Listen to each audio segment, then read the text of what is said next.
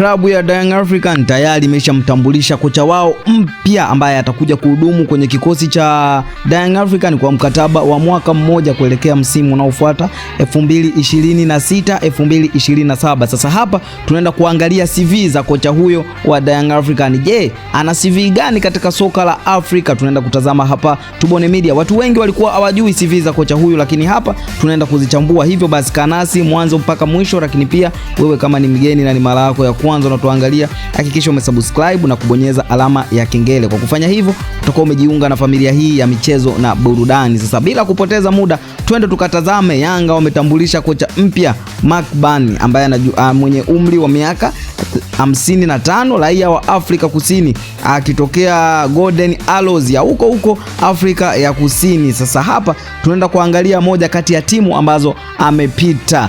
Timu ambazo amepita kocha mpya wa Yanga ni Maritzburg United, Moja United, Highlands United, University of Amazulu Natal, lakini pia amepita kwenye Chipa United, lakini pia amepita Golden Arrows kuanzia mwaka 2007 mpaka 2010, lakini pia mpaka 2025. Lakini pia kocha huyo amepita Mamelodi Sundowns 2013 mpaka 2024. Sasa akiwa na Mamelodi Sundowns amefanya kazi na Pisto Mosimane, mafanikio makubwa ikiwa ni kuchukua ubingwa wa ligi ya mabingwa barani Afrika 2016, lakini pia amefanya kazi na Luani Mokoena, mafanikio makubwa ikiwa ni ubingwa wa African Football League. Mafanikio kama kocha mkuu, yani mafanikio aliyopata akiwa kocha mkuu, ubingwa wa ligi kuu ya Morocco 2020, 2021, lakini pia 2021 mpaka 2022,